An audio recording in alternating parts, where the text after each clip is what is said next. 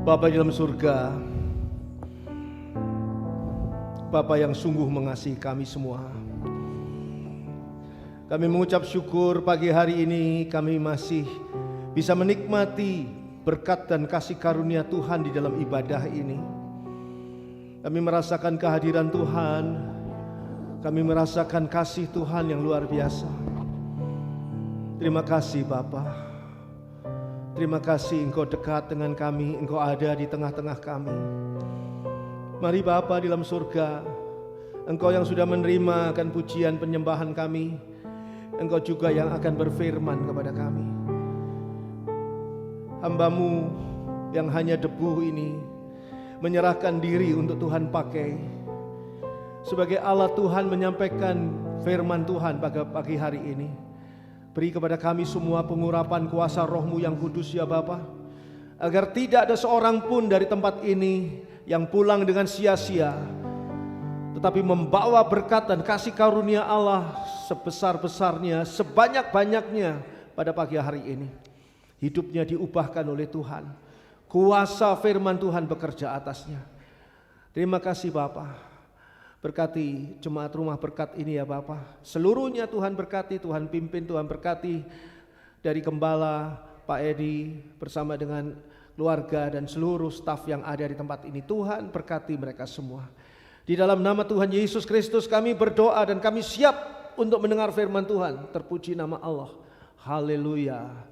Amin. Puji Tuhan, silakan duduk. Selamat pagi saudara sekalian. Saya Pendeta Andri dari GPKDI Tabernakel Kasih, lokasinya di Bandung, di Jalan Cimanuk nomor 15. Kalau saudara kebetulan ke Bandung, mampirlah di tempat kami, Cimanuk 15, di Hotel Vio, belakang Gedung Sate. Namanya GPKDI Tabernakel Kasih. Ya. Dan saya selalu kalau berkhotbah minta tolong kepada pembaca ayat firman Tuhan. Bersama saya pada saat ini adalah Ibu Mary yang akan membantu membacakan ayat-ayat firman Tuhan sehingga saya bisa ada kesempatan buat minum, bisa ada kesempatan buat nyontek sedikit. Terima kasih buat Pak Edi dan Ibu dan seluruh staf dari GPKDI Rumah Berkat yang sudah memberi kesempatan kepada saya pada pagi hari ini untuk boleh sama-sama membagikan berkat Tuhan yang ada pada firman Tuhan kepada hari ini. Saya rasa adalah hal yang biasa, hal yang umum kalau kita ingin sesuatu yang baik, sesuatu yang sungguh-sungguh baik menurut pilihan kita. Saudara kalau milih rambutan atau mangga atau apa di pasar gitu kan, saudara pasti pilih yang terbaik ya. Saya masih ingat itu ketika diajak oleh mama saya pada waktu saya masih kecil, disuruh milih telur gitu ya. Bagaimana sih mah cara milih telur yang terbaik? Nah, saya pilihnya itu pakai teropong-teropong sehingga saya tidak tahu apa yang diteropong gitu ya. Nah, disuruh milih di sana terbaik. Kalau saudara beli sandal juga saudara pasti milih yang terbaik ya. Saudara beli sepeda motor, saudara pasti milih yang terbaik. Meskipun katakanlah beli yang sepeda motor yang bekas, tapi pilih terbaik tetap. Saudara beli rumah juga saudara pilih lokasi yang terbaik, semuanya milih yang terbaik. Dan itu adalah hal yang wajar. Hal yang wajar ketika orang memilih yang terbaik. Begitu juga ketika kita di bulan Desember ini. Bulan Desember adalah bulan biasa orang merayakan Natal. Meskipun Tuhan Yesus tidak lahir di bulan Desember ya. Berdasarkan sejarah Tuhan Yesus lahir justru di bulan April. Tapi kita merayakannya di bulan ini Desember, nggak apa-apalah. Saya ucapkan selamat Hari Natal buat kita semua. Dan kami dari GPKDI Tabernakel Kasih akan merayakan Natal di tanggal 24 Desember jam 6 petang ya. Kalau saudara kebetulan ada di Bandung silahkan datang bersama.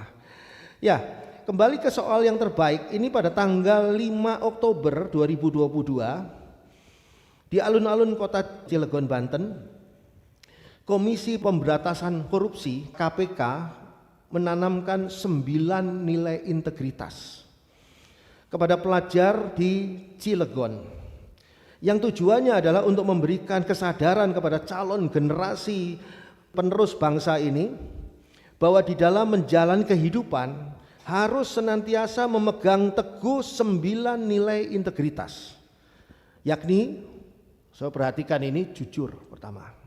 Saudara pasti ingin juga punya pegawai yang jujur ya. Punya suami yang jujur ya, punya istri yang jujur, pasti pengen semua yang seperti itu. Jujur. Kedua, mandiri. Pengen ya punya suami yang mandiri juga ya. Punya pacar yang mandiri pengen ya. Pacar yang gak usah dibangun-bangunin kalau pagi hari ya. Ayo cepet bangun, gereja mulai jam 8, kamu jam 8 kurang 5 kok masih tidur di bawah selimut. Enggak, itu enggak seperti itu, pasti saudara pengen yang mandiri. Begitu juga tanggung jawab. Saudara pasti pengen punya anak yang tanggung jawab, punya pegawai yang tanggung jawab, punya staf yang tanggung jawab, punya calon suami, calon istri yang tanggung jawab. Begitu juga integritas itu adalah berani. Orangnya berani, tidak gampang takut menghadapi masalah, takut. 2023 banyak masalah ekonomi, kondisi ekonomi merosot. Takutnya sudah dari bulan yang kemarin, udah takut-takut. Enggak seperti itu orang integritas. Orang yang punya integritas itu berani. Dan yang berikutnya adalah sederhana. Dari 9 poin integritas ini, sederhana. Tidak suka sombong, tidak suka pamer. Foto di sebelah mobilnya orang lain, kirim fotonya ke siapa-siapa supaya orang-orang itu berkesan ini ada mobilnya dia gitu. Padahal mobil orang lain yang lagi diparkir. Sederhana. Dan yang berikutnya selalu memperdulikan, peduli terhadap masalah di keluarga, masalah di kalau kita pelayanan, masalah di jemaat, masalah di teman-teman, masalah di lingkungan, dan bahkan masalah negara, peduli. Dan berikutnya adalah disiplin. Orang disiplin, itu orang punya integritas, disiplin. Saudara perlu selalu memegang 9 poin ini supaya saudara juga bisa menjadi orang yang berkualitas. Karena semua orang ingin punya yang berkualitas baik, yaitu berintegritas. Punya orang yang unggul, pribadi yang unggul.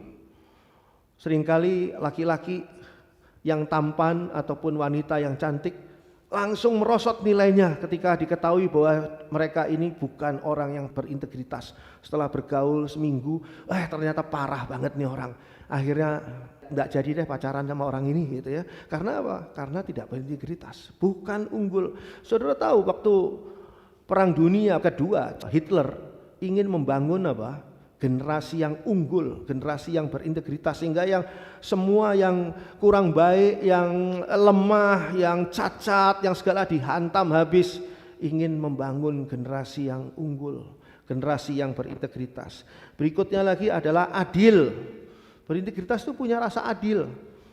Tidak terus karena egonya sendiri, dia memenangkan dirinya sendiri atau memenangkan keponakannya sendiri, memenangkan anaknya sendiri, memenangkan keluarganya, memenangkan teman baiknya sendiri, dan tidak adil memperlakukan segala sesuatu. Orang berintegritas itu adil.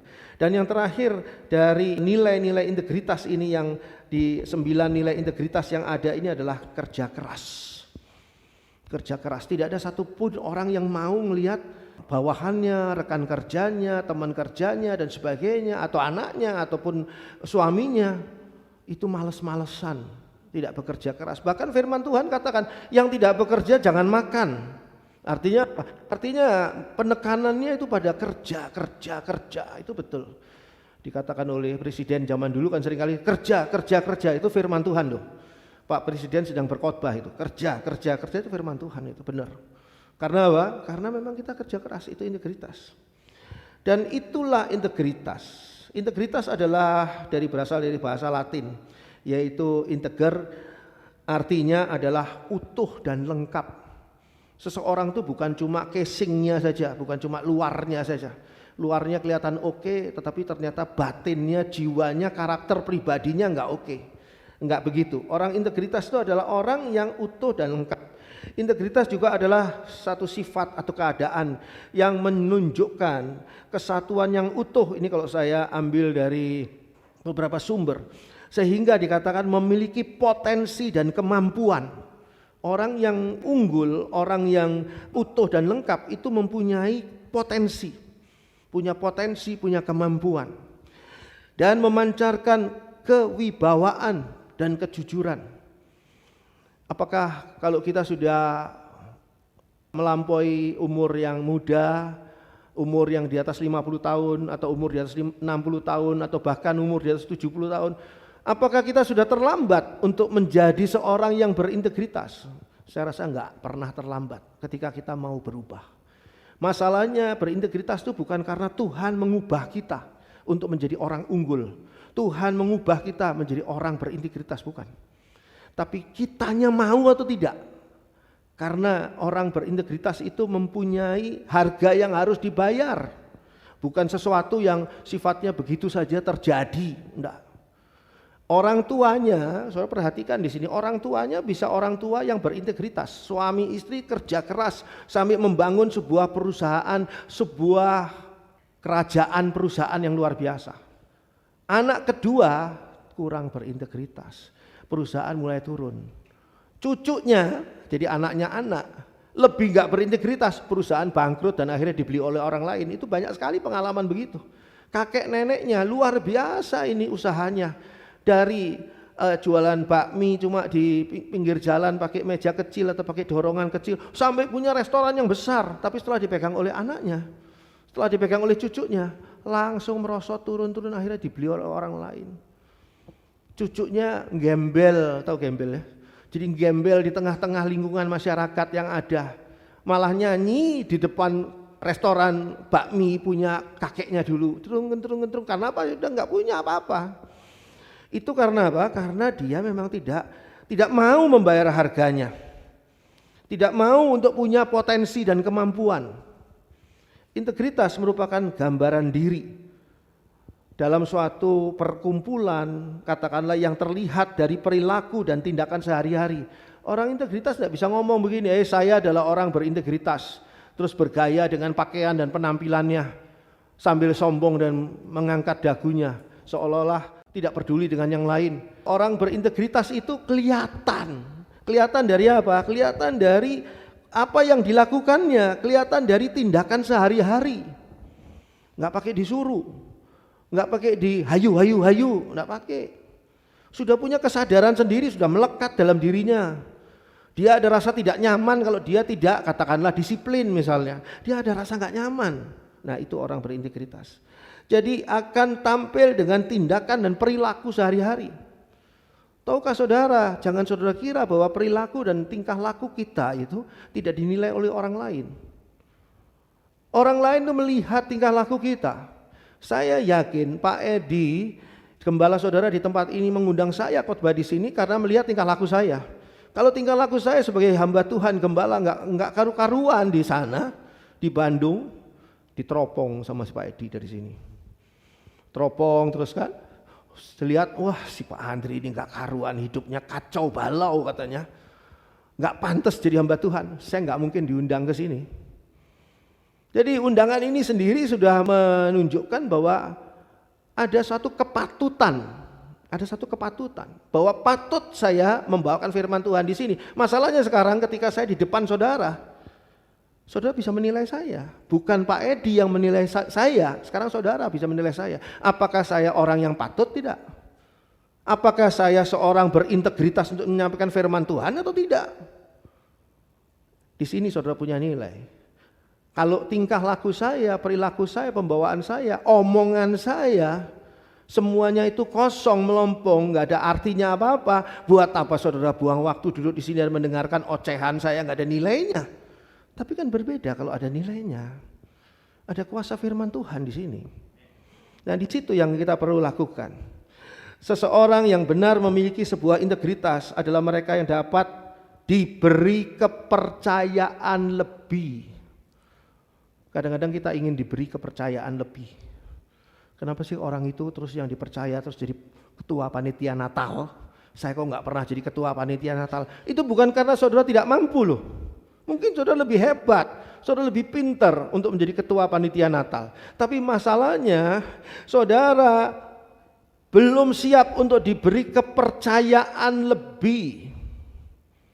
Kepercayaan lebih ini risikonya besar loh. Ya, risikonya besar. Kalau saudara dipercaya sesuatu hal, Maka jangan saudara kira bahwa ini sebuah kepercayaan, puji Tuhan saya dipercaya oleh. Enggak, risikonya tuh ada loh. Kamu sudah dipercaya, kamu mampu enggak untuk menjadi orang yang dipercaya dan memuaskan orang yang mempercayai kamu? Kalau tidak seperti itu, wah parah ini. Orang ini enggak bisa dipercaya lagi lain kali. Dan hal ini didasarkan oleh apa? Kesesuaian antara perilaku dan ucapan. Jadi kalau seseorang, apalagi hamba Tuhan, pandai mengkhotbahkan sesuatu firman Tuhan, tapi dia tidak pandai untuk melakukan firman Tuhan, dia adalah bukan hamba Tuhan yang berintegritas. Dia cuma hidup dalam teori. Semua orang juga bisa berteori, semua orang juga bisa ngomong seperti itu. Masalahnya dia bisa menghidupi tidak. Karena apa? Karena di dalam menjalani sebagai seorang hamba Tuhan, dia harus menjalaninya berdasarkan firman Tuhan dan pimpinan Roh Kudus. Dan itu ada harga yang harus dibayar. Masalahnya kamu mau atau tidak. Kalau kamu tidak mau, tidak bisa apa-apa. Bukannya Tuhan tidak berkuasa, tapi berkat Tuhan tidak jadi kita terima. Integritas mencerminkan seorang dengan suatu ciri yang transparan, yang bertanggung jawab, tadi sudah saya singgung, dan objektif, bukan subjektif, bukan ego, tapi objektif. Mari kita buka ayat firman Tuhan sebelum Ibu Mary nanti ketiduran di sini.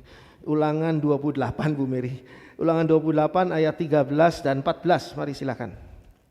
Ulangan 28 ayat 13 dan 14.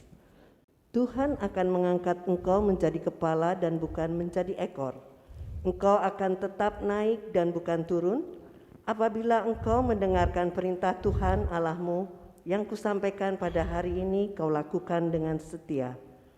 Dan apabila engkau tidak menyimpang ke kanan atau ke kiri dari segala perintah yang kuberikan kepadamu pada hari ini dengan mengikuti Allah lain dan beribadah kepadanya. Saudara pernah dengar ayat-ayat ini? Pasti pernah ya. Apalagi kalau ayat-ayat ini dipakai untuk mengucapkan berkat. Banyak hamba Tuhan pakai ayat ini loh untuk mengucapkan berkat. Dikatakan di sana indah sekali. Engkau akan menjadi kepala, bukan menjadi ekor. Engkau akan tetap naik. Wah, semua senang. Orang terima berkat seperti itu senang. Tapi saya mau beritahukan jujur pada saudara, tidak semua orang akan betul-betul menerima berkat itu. Karena apa? Hamba Tuhan memberkati semuanya. Hamba Tuhan ini dipakai oleh Tuhan untuk memberkati semua jemaat. Tapi tidak semua jemaat menerima. Karena apa? Tidak semua jemaat siap jadi kepala. Tidak semua jemaat siap untuk naik terus. Kadang-kadang ya, kita perlu berpikir bahwa bukan berkat Tuhan yang kurang. Masalahnya kitanya kurang siap. Kitanya kurang siap. Saudara dapat beasiswa belajar di Korea, anak-anak muda. Tapi nggak jadi dikirim. Sebab waktu dites saudara nggak bisa bahasa Korea.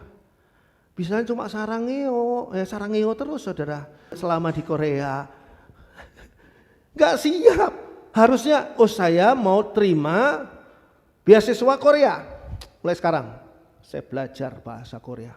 Dari bahasa sopan sampai bahasa nggak sopan, gitu kan, belajar semuanya. Sehingga saudara sudah siap bicara sama kedutaan dan sebagainya. Ini nggak siap, mau gimana, mau dikasih berkat. Jadi kalau dikatakan di sini pada ayat Ulangan 28 ayat 13 dan 14 tadi dibacakan, bahwa kita itu akan menjadi kepala, kita harus siap menjadi kepala. Disebutkan di sini, Tuhan akan mengangkat engkau menjadi kepala dan bukan menjadi ekor. Engkau akan tetap naik dan bukan turun. Pertanyaan berikutnya adalah, apabila engkau mendengarkan perintah Tuhan Allahmu yang kusampaikan pada hari ini, kau lakukan dengan setia. Itu harga yang harus dibayar. Mau tas ini? Oh, tas ini bagus. Ibu-ibu jalan di mall lihat, tas ini bagus. Tas ini mau ibu? Mau, ini buat ibu. Tapi bayar dulu. Ya 20 juta lah tas ini harganya. Waduh, Kalau saudara nggak mau bayar, jangan bawa pulang tas itu. Saudara nggak mau bayar harganya, dikatakan di sini, apabila engkau mendengarkan perintah Tuhan Allahmu yang kusampaikan pada hari ini, kau lakukan dengan setia, nggak mau bayar harga ini, jangan bawa pulang berkat Tuhan. Jadi ketika hamba Tuhan untuk memberikan berkat, jangan buru-buru amin. Pikir dulu, mau nggak jalankan firman Tuhan? Kalau nggak mau jalankan firman Tuhan, jangan amin, tidak amin. Saya pulang nggak diberkati, sebab saya memang nggak mau jalankan firman Tuhan. Saya nggak mau bertobat. Ada nggak orang nggak mau bertobat? Banyak. Saya kasih tahu pada saudara. Kenapa nggak mau bertobat? Dosa itu nikmat. Tolong cari dosa yang tidak nikmat. Jangan dosa orang lain, dosa diri sendiri. Cari yang nggak nikmat. Semua nikmat, semua dosa. Asal dosa sendiri diri sendiri. Kalau dosa orang lain, mas saudara mungkin tidak suka judi, maka buat saudara judi itu bukan sesuatu yang nikmat. Tapi buat orang yang suka judi itu nikmat. Maka jemaat itu datang. Ayo tebakan sama temennya, hari ini Pak Andri bajunya warna apa nanti kalau khotbah.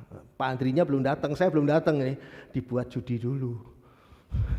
Taruh dulu kamu 100.000, taruh 100.000. Dia juga taruh 100.000. Saya putih katanya dia, enggak, coklat muda. Saya datang pakai coklat muda, nah menang. 200.000, dapat untung 100.000 perpuluhan, 10.000 kasih perpuluhan ya. Ini gawat ini, perpuluhan dari hal yang kotor. Kalau enggak mau jalani firman Tuhan, jangan mau berkat Tuhan. Ini adalah GPKDI Jemaat Rumah Berkat. Orang-orangnya harusnya super jalani firman Tuhan. Malu saudara kalau saudara nggak jalani firman Tuhan. Saudara tidak berintegritas menjadi jemaat di tempat ini. Sebagai hamba Tuhan, siapapun hamba Tuhan deh. Siapapun lah, pengennya itu apa? Jemaatnya itu semua yang datang orang baik-baik. Semuanya orang baik-baik yang berintegritas, yang enggak bawa masalah. Natal bawa masalah, nanti ke sini ribut sama panitia ini, ribut sama pemain musik ini, ribut sama pemain musik itu, enggak begitu. Pengennya hamba Tuhan yang shalom, setengah malaikat semua. Saya mikir kok kalau saya jadi gembala GPKDI surga.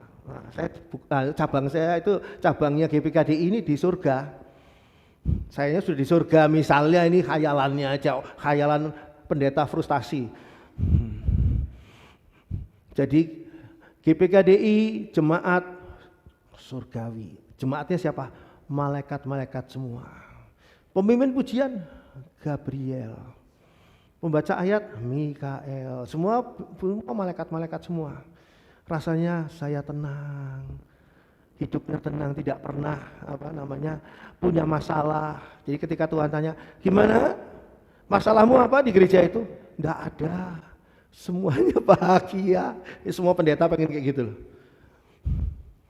Semua pendeta pengen jemaatnya berintegritas, tapi yang datang enggak berintegritas. Makanya disebut sini rumah berkat. Harusnya ini adalah rumah bagi orang-orang yang menjalankan firman Tuhan, karena mereka semua diberkati Tuhan. Saudara yang sudah diberkati Tuhan, cek kembali, saya sudah jalani firman Tuhan. Belum, jalani. Kalau enggak saudara hutang, saudara. Belum jalani firman Tuhan. Dan apabila engkau tidak menyimpang ke kanan atau ke kiri dari segala perintah yang kuberikan kepadamu pada hari ini, ayat 14, dengan mengikuti Allah lain dan beribadah kepadanya. Jangan pernah menyimpang dari firman Tuhan. Saudara berapa banyak dengar firman Tuhan? Saudara sudah dengar firman Tuhan 100 kali? Ada lah ya, 200 mungkin ada, 500 mungkin ada juga.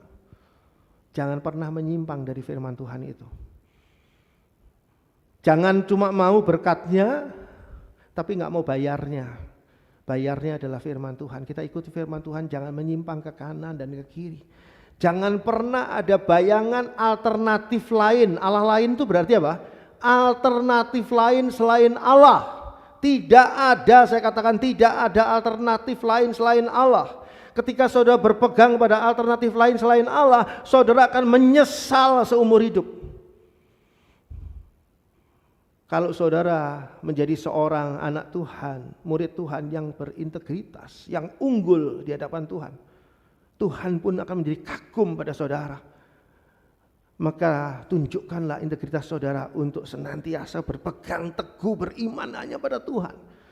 Walaupun saudara diancam oleh sakit penyakit, saudara diancam oleh masalah keuangan, saudara diancam oleh masalah rumah tangga, saudara diancam oleh masalah apapun, mungkin saudara tidak bisa menyelesaikan masalahnya.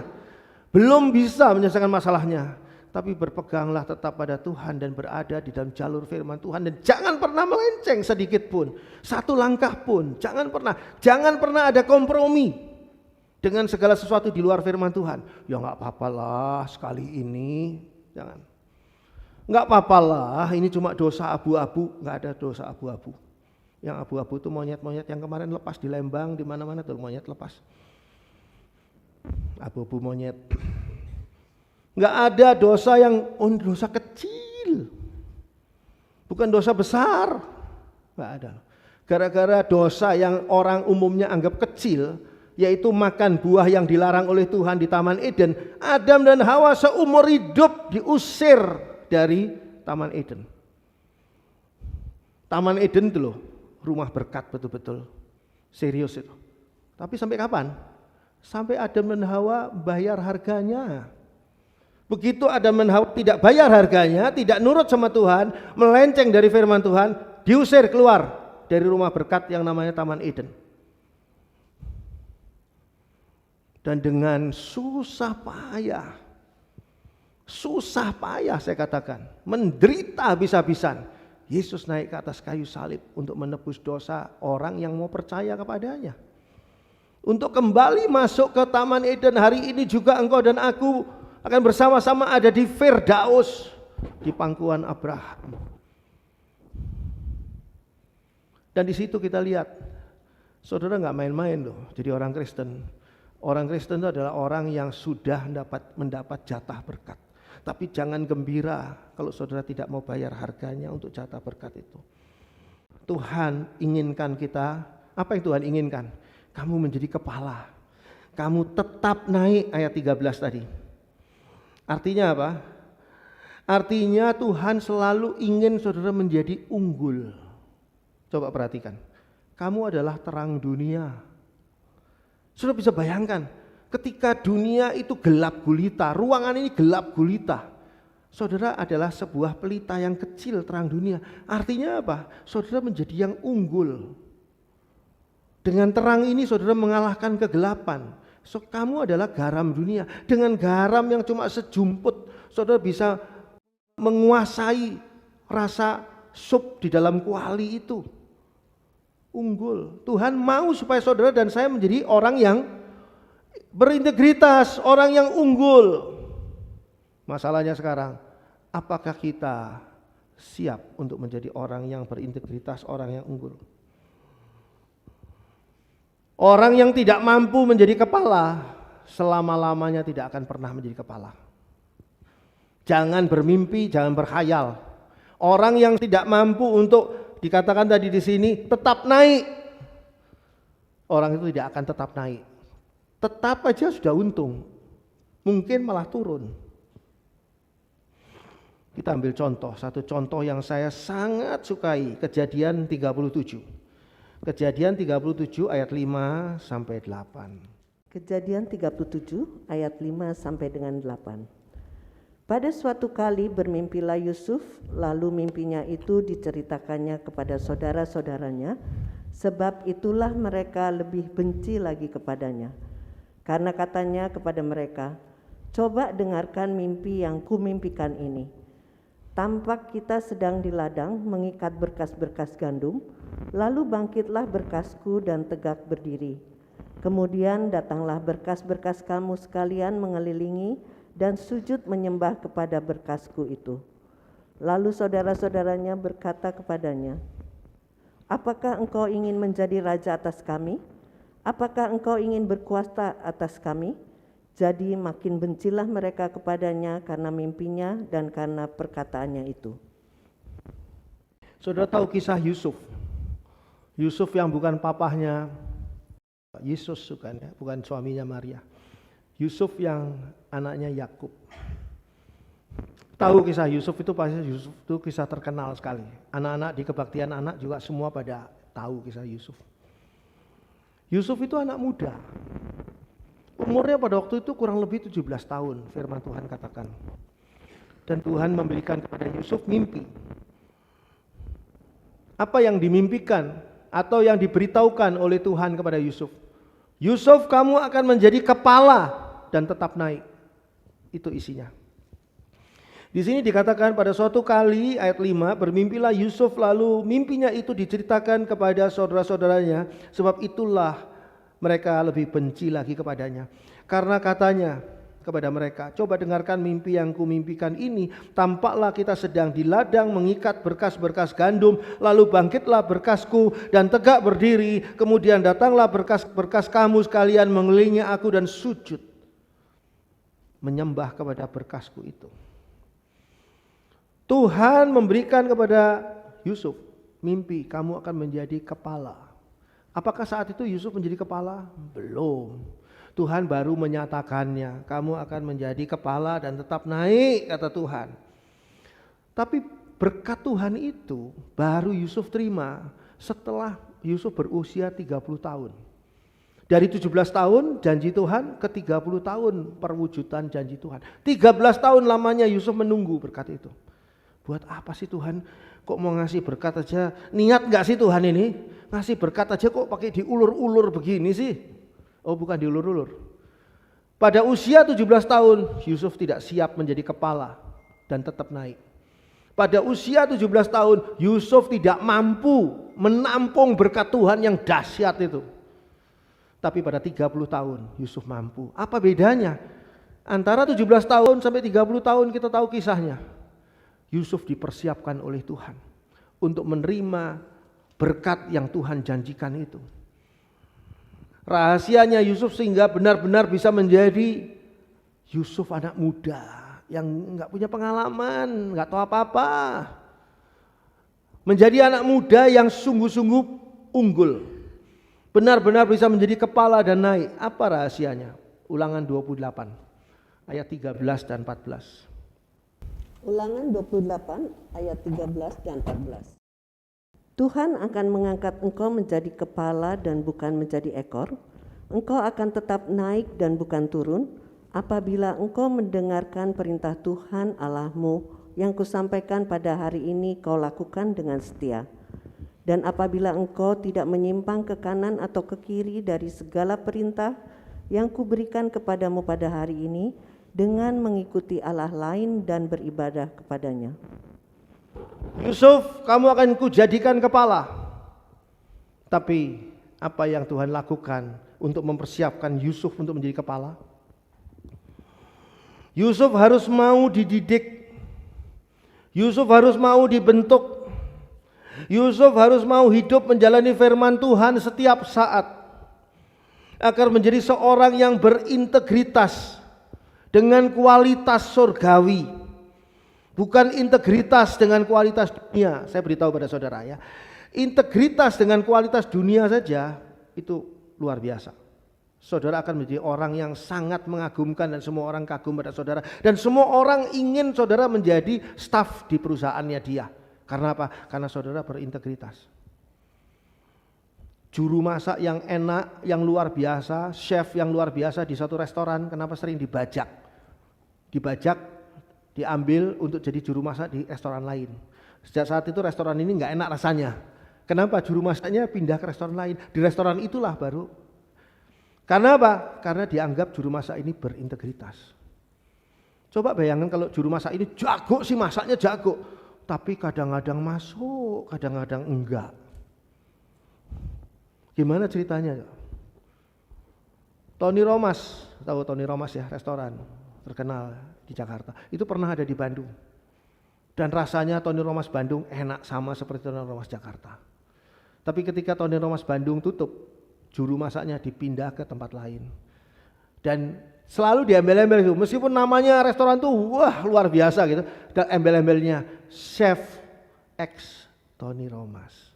Kenapa? Karena chef ini jago dan integritas. Dan Tony Romas sendiri berintegritas. Gak main-main mereka. Mereka bisnis serius. Gak salah-salah. Kualitas mutunya. Kalau saudara berintegritas, saudara akan diminta untuk bekerja di semua perusahaan besar. Karena apa? Karena saudara berintegritas. Apa yang harus dilakukan seperti Yusuf? Mau dididik, mau dibentuk, dan hidup menjadi orang yang hidup menjalani firman Tuhan setiap saat. Agar bisa berintegritas, dan integritasnya bukan kualitas duniawi, integritas kualitas surgawi. Artinya apa? Tuhan pun kagum. Tuhan pun kagum loh pada Yusuf. 13 tahun Yusuf dididik oleh Tuhan. Pertama, dia dikhianati oleh saudara-saudara kandungnya sendiri. Siapa yang bisa mengkhianati kita? Yang bisa mengkhianati kita adalah orang yang dekat dengan kita. Kenapa Julius Caesar bisa mati? Bukan mati perang. Julius Caesar, kaisar Romawi, itu dibunuh oleh Brutus, orang yang paling dekat dengan dia. Di waktu ada rapat pertemuan begini, bukan perang, lagi rapat pertemuan gini, Brutus mengeluarkan belati dan menusuk Julius Caesar, meninggal Julius Caesar di sana. 13 Maret, saya betul ingat tuh 13 Maret. Karena sebelumnya ada peramal mengatakan, hati-hati 13 Maret. Gak ngomong gitu sama Julius Caesar, peramal jalanan. Ngomong gitu Julius Caesar, apa sih ini? Gitu kan. Itu adalah satu hal yang terjadi. Siapa yang bisa berkhianat? Orang dekat. Siapa yang bisa mengkhianati Yusuf? Saudara-saudara. Dengan kata lain, kakak-kakaknya Yusuf. Seorang kakak itu tugasnya adalah apa? Menjaga adik-adiknya, membela adik-adiknya. Bukan malah Yusuf ditangkap, dimasukkan ke sumur kering. Gak tahu berapa lama itu mau dimasukkan sumur kering itu. Puji Tuhan, Tuhan dia nyuruh pedagang Arab lewat situ. Pedagang Arab itu jualan budak? Enggak. Pedagang Arab itu jualan parfum, kain, barang-barang indah, mungkin batu permata, enggak ada jual budak. Tapi pedagang Arab ditanya, mau enggak lu budak? Yusuf nih, keluarkan Yusuf yang masih muda, tampan, dibeli oleh pedagang Arab, dijual. Apa gara-gara si saudara-saudaranya ini adalah orang-orang kere semua, orang-orang miskin, enggak punya uang sehingga adiknya dijual? Mereka ini anak Yakub. Saudara tahu Yakub pada waktu itu konglomerat. Yakub itu orang kaya raya, hartanya begitu banyak, apalagi anak-anaknya. Masalahnya anak-anaknya iri hati. Yusuf ini adalah orang yang punya nilai lebih. Kenapa nilai lebih? Karena dia berintegritas. Dia dianggap unggul walaupun dia cuma adik. Dia anak ke-11 dari 12 saudara. Nah, kita lihat di situ. Mereka jual Yusuf bukan karena butuh uang, tapi butuh untuk menghancurkan Yusuf, melenyapkan Yusuf. Jualah si orang-orang Midian. Ini orang Midian kalau di Alkitab itu orang Arab. Orang Midian itu jual di pasar. Ini saya punya teko yang bagus nih, ini berlian, ini apa? Ini minyak wangi yang luar biasa dari Mesir dan sebagainya. Tapi saya juga punya budak, mau nggak budak? Cuma satu. Potifar lewat situ.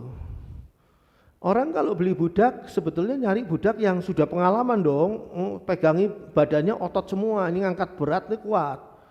Dilihat giginya, rahangnya, wah ini kuat, ini diajak makan sandal juga mau dia nih. Budak harus mau makan sandal, masa makannya mau stick ya nggak bisa lah. Sandal dikasih saus tiram. Nah, Potifar mau milih ini. Siapa Potifar itu? Potifar itu adalah pegawai istana, dekat sama Firaun. Yusuf tuh punya pengalaman enggak? Enggak punya pengalaman. Dia itu anak manja dari papahnya yang namanya Yakub. Enggak pernah cuci piring, enggak pernah bersih-bersih. Anak manja. Tapi ketika di rumah Potifar, dia diajar Tuhan untuk menjadi orang yang berintegritas. Sehingga Potifar katakan, seluruh rumah ini di bawah kekuasaanmu. Katanya, engkau berkuasa deh, putusin apa? Ini harus dicat, oke. Ini harus diganti, oke. Apa saja yang Yusuf lakukan, silahkan. Tante Potifar, istri Potifar, kelihatannya tertarik sama Yusuf muda dan ganteng ini. Yusuf dijebak, mau diajak hubungan yang selingkuh dan seksual dan hubungan tidur bersama dengan Yusuf. Yusuf adalah orang yang berintegritas. Bisa nggak dia memanfaatkan situasi itu? Bisa banget, rumah itu kosong saat itu. Kalau Yusuf memberikan dirinya ke istri Potifar, dia mungkin dapat duit. Dan kedua, dia mungkin bisa kabur, nggak jadi budak lagi, dia kaya raya. Malah dia bisa kabur bersama istri Potifar. Mau nggak jadi istri saya, kata Yusuf si tante ini? Mungkin mau. Tapi apa yang dilakukan Yusuf sebagai orang yang berintegritas? Unggul di hadapan Tuhan. Dia tolak semua itu. Dia lari dari kesempatan itu. Bukan lari dari istri Potifar loh dia. Dia lari dari kesempatan yang menurut orang dunia adalah baik. Dia lari. Apa akibatnya?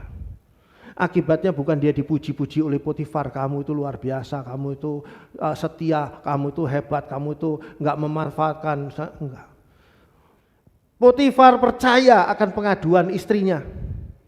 Sehingga Yusuf dimasukkan penjara. Ingat siapa Potifar? Adalah orang istana. Sebab itu penjara yang dibuat Yusuf bukan penjara umum, bukan. Penjaranya bukan penjara umum sama tukang copet, sama tukang jambret, bukan. Penjaranya adalah di penjara negara, penjara istana. Jadi yang masuk di situ orang-orang lingkungan istana. Makanya Yusuf nanti ketemu sama juru minuman Firaun dan juru roti Firaun yang juga dipenjara di situ, ditahan. Kalau di penjara umum mana ketemu sama tukang copet, belajar nyopet, belajar nipu orang. Yusuf keluar jadi tukang copet yang handal gitu di pasar.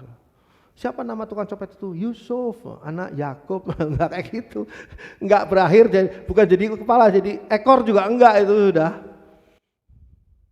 Tahu itu. Dan pada saat itu melalui jalur itu Yusuf diangkat ke istana oleh Tuhan. Karena Firaun diberi mimpi yang Firaun tidak ngerti artinya apa, tapi bikin stres Firaun. Ada 7 lembu gemuk-gemuk semua. Dimakan sama 7 lembu kurus. Apa artinya ini? Mengerikan sekali. Dan kondisi ini yang mendidik tanpa terasa 30 tahun umurnya. Dengan kematangan seorang berintegritas. Makanya kalau saudara lagi dididik sama Tuhan, jangan putus asa. Ucapkan syukur, terima kasih Tuhan, saya sedang dididik oleh Tuhan. Kalau saudara sedang dididik oleh Tuhan, tapi Tuhan gak mungkin didik saya lah, saya sudah umurnya 60 tahun, mana mungkin Tuhan didik? Mungkin aja, siapa tahu, bukan cuma dididik untuk urusan di dunia, karena 70 tahun nanti pas sudah selesai didikan, umur 70 tahun, 80 tahun meninggal saya, gimana, gak ada gunanya. Bukan, didikannya khusus untuk surga. Mungkin saudara sedang dididik oleh Tuhan untuk menjadi orang berintegritas di dunia, dipersiapkan untuk masuk ke dalam surga. Karena surga itu isinya kepala dan bukan ekor, bukan. Surga itu isinya yang terus naik, bukan turun. Saudara sudah berapa tahun ya jadi Kristen? Sudah berapa tahun saudara ke gereja? Ada 5 tahun? Lebih Pak Andri. Ada 30 tahun ya, ada ya. 40 tahun, 30 tahun. Rohani saudara sudah bertumbuh enggak selama 30 tahun ini? Saudara sudah dewasa rohani enggak? Sifat jelek saudara 30 tahun yang lalu masih ada enggak? Kalau masih ada, saudara belum belajar apa-apa. Saudara belum menjadi ciptaan yang baru di dalam Tuhan Yesus. Dengar firman Tuhan mas sudah sering, tapi firman Tuhan enggak ngerubah saya. Itu firman Tuhan kurang berkuasa itu.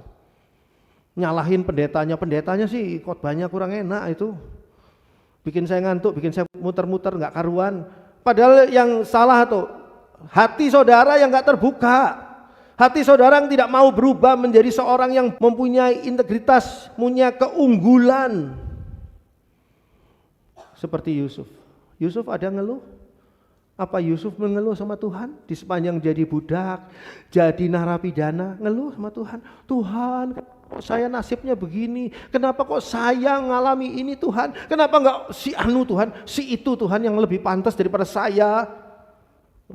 Yusuf mau tunduk ketika dididik oleh Tuhan, menyerah sama Tuhan. Selamanyakah dia menjadi narapidana?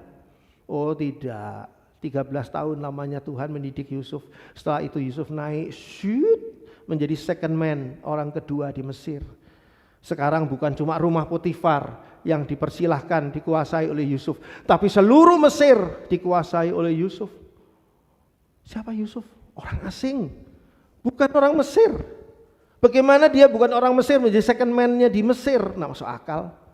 Siapa Yusuf? Bekas budak. Sekarang coba Anda tulis ya, apa yang menjadi riwayat hidup Anda. Yusuf nulisnya apa? Anak konglomerat, terus begitu apa? Budak sekian tahun, narapidana sekian. Apa riwayat hidupnya jelek banget. Tapi Tuhan angkat dia. Karena apa? Bukan Firaun yang pertama kagum pada Yusuf, tapi Tuhan yang pertama kagum pada Yusuf. Jadilah orang yang berintegritas, orang yang unggul. Tapi saya beritahu pada saudara, Tuhan mau saudara jadi unggul. Tuhan mau saudara menjadi orang yang berintegritas. Tuhan mau saudara sukses. Tuhan mau saudara hidupnya diberkati Tuhan. Tapi ingat, bayar harganya. Bayar harganya. Harganya itu berapa? Jalani firman Tuhan dengan setia, dengan tekun, tidak ngomel. Belajar dari firman Tuhan. Dan hari demi hari ada kemajuan. Saya tiap hari bertanya pada diri saya sendiri, Tuhan, apakah hari ini saya lebih dewasa rohani ketimbang kemarin? Apakah hari ini saya lebih layak di hadapan Tuhan ketimbang kemarin, Tuhan? Kita perlu minta Tuhan koreksi kita. Kalau saya belum layak, Tuhan, tolong Tuhan. Jangan cuma tegur kalau saya sudah susah ditegur, tempeleng Tuhan habis-habisan. Saya pengen jadi orang yang layak di hadapan Tuhan. Karena setelah ini urusannya surga. Jangan sampai Tuhan nanti ketemu sama kita. Siapa kamu? Loh Tuhan, saya pendeta Andri yang berkhotbah demi namamu, yang membuat mujizat demi namamu, yang melayani demi namamu. Tuhan bilang, aku gak kenal kamu, pergilah kamu. Jangan sampai kita ditolak pada akhirnya. Rasul Paulus mengingatkan pada kita, Rasul Paulus saja takut ditolak loh. Rasul Paulus, saya pikir Rasul Paulus itu dahsyat banget. Saya tidak ada artinya apa-apa dibanding Rasul Paulus. Rasul Paulus yang luar biasa itu takut ditolak pada akhirnya. Jangan sembunyi di belakang label kita. Saya orang Kristen, saya pelayan Tuhan, saya aktivis gereja, saya hamba Tuhan, saya gembala. Gak ada seorang pun yang bisa bersembunyi di sana. Tuhan gak lihat casingnya. Tuhan lihat saudara berintegritas enggak sebagai murid Tuhan. Integritas surgawi atau enggak? Saudara unggul tidak? Menjadi orang-orang unggul tidak di hadapan Tuhan? Kalau belum, masih ada waktu. Saudara masih bernafas kan sekarang? Belum mati kan? Ada yang mati? Di sini angkat tangan yang mati? Ya, belum ada yang mati, belum ada yang angkat tangan. Ya kan? Berarti saudara masih punya kesempatan, puji Tuhan. Punya kesempatan. Sekarang mulai lakukan. Enggak usah saudara bicara kepada janji kepada siapa, janji apalagi jelek sekali. Janji ya saya mau mulai sekarang mulai bertobat. Enggak usah ngomong sama siapapun, lakukan, buktikan. Itu yang harus saudara lakukan. Puji Tuhan, jadilah orang integritas dan unggul. Puji Tuhan. Amin. Saya mau ajak doa dulu sebentar ya. Mari kita bangkit berdiri, kita berdoa. Tuhan Bapa di dalam surga, kami sudah belajar banyak dari firman Tuhan. Firman Tuhan sungguh luar biasa dan firman Tuhan mempersiapkan kami semua Tuhan. Untuk benar-benar menjadi orang yang seperti disebutkan di dalam berkat-berkat Tuhan. Kami mau ya Tuhan. Tolong kami ya Bapa. Mampukan kami ya Bapa. Kami tidak mampu, kami cuma debu. Tapi kami punya Tuhan Yesus yang akan memampukan kami. Mari Tuhan, mampukanlah kami. Untuk menjadi orang yang berintegritas, orang yang unggul di hadapan Tuhan. Berkati Tuhan jemaat di tempat ini Tuhan. Tidak ada satupun yang tidak Tuhan berkati. Berkati mereka semua.